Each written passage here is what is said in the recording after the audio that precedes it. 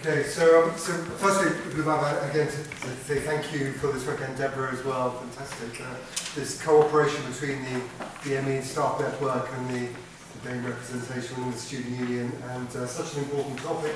I'm just going to do forgive me for doing a PowerPoint presentation, which isn't really in the spirit of a nice conversation that we should be having here. But I thought it might be useful, just as Divyesh was mentioning, just to give a few of the facts in terms of the data that we have at the university, to give some sense of where we are. I'm just doing it from a student perspective, very conscious about the staff dimension, which I won't be talking about in this regard. But so in terms of the attainment gaps that we've got here, just to particularly in the students concerned, and sorry it's such a complex thing, if you look at 2017-18 though, look at that bottom line, it gives you a little bit of the indication there. So you have a BAME population of 1,759.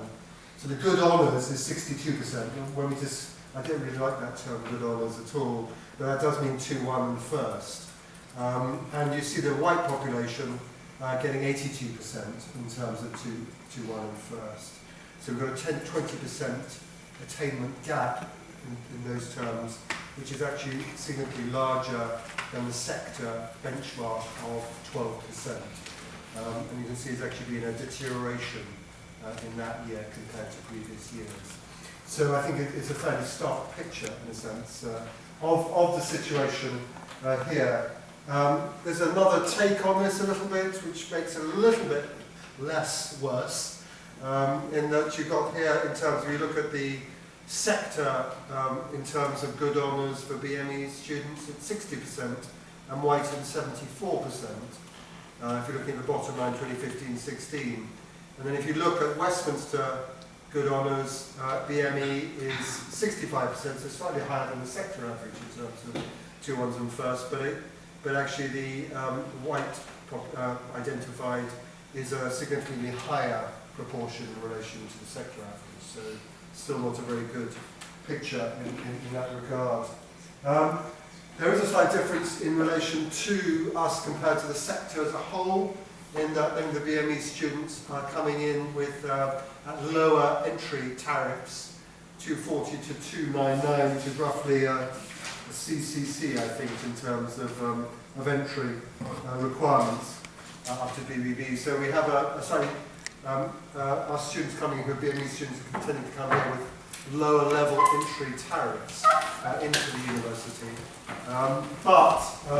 which might explain to some degree, you could argue, the differentiation in terms of 2-1s and first being attained at the end. But nevertheless, this is it breaking it down to the tariff levels. You can see quite substantive attainment gaps. Interestingly, at the university, the biggest attainment gaps are at the very bottom, those with the lowest tariffs and those with the highest tariffs at the university, and come in with the highest tariffs. So, clearly there are many other areas in which one could analyse and should analyse the data between 2-1s and first, and the different ethnic groups as well involved in this, which is the differentiation. So we have a lot of that data available to us. I don't want to put any names on things, but this is just, there's also a lot of data in relation to different disciplines and subject areas, and there's some which are closer to the sector average and some which are further away. These are just areas where we have particular issues. We don't know quite why as yet, but there are subject areas: history, computer science, and business administration.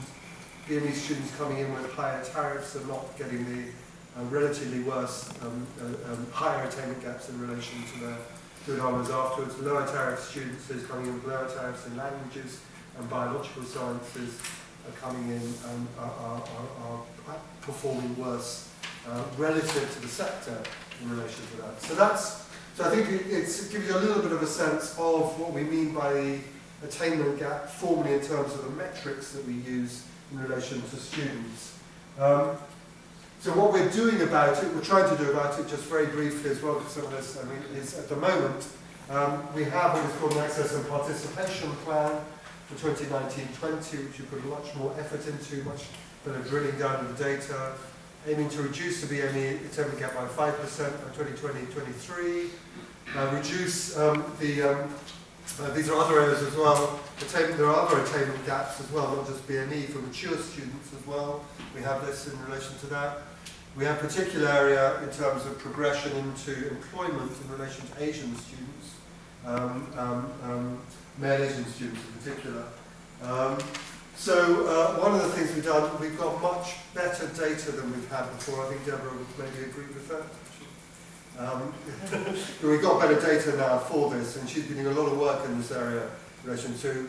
So we're trying to make that available to course teams. We'll make it available to course teams so that they can analyse it and try to think of ways in which to address it. And the other big initiative is in terms of setting up a BME Attainment Gaps working group, which is headed by Jennifer Fraser, who's the Director of Student Partnerships. And that's very much a partnership with students, the student union, sabbatical officers, students, and the BME staff network as well. And so what they're doing there is really sort of a number of things that need to be done, analysing successful interventions at other universities, I think, analysing our institutional data and practices, and seeing what works well and what doesn't work well in the various areas, developing a draft strategy, and then arranging certain pilot interventions to see what can we in different disciplines to see what might work, arranging training programs for staff, potentially also students as well, and obviously trying to get the buy-in of people like myself in terms of senior management in terms of dealing with that.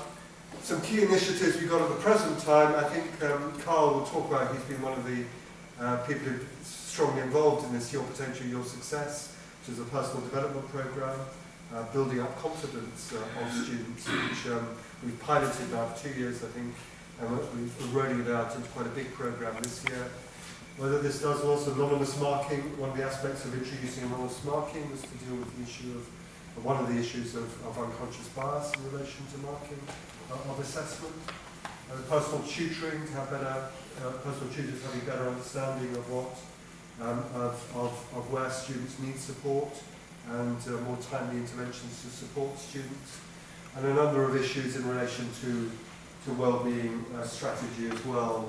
Green Dot, which deals with sexual violence or violence upon the candidate, mental health priority and student safeguarding. So these are some of the initiatives which are sort of connected to some degree with attempting to address this. However, really I'm here to listen to everyone and to the views of what needs to be done, to get the views from you as well. I'm just mentioning some of the things that I'm interested in is in terms of intersectionality with other gender, sexuality, race and ethnicity, disability, class. How does this intersect? How do we deal with the issues where we're looking at causes of things, the multi-causality that might be responsible for some of these issues that we have. Issue of unconscious bias and how we deal with that within the university. Internationalising, decolonizing the curriculum as well as an agenda and the importance of that within that. BME role models amongst staff and professors as well. Basically what are your ideas to listen to the rest of the panel on that. So I think I should stop here. I've already come to, I'm sure, more than my 5 minutes or so and allow the to continue the discussion.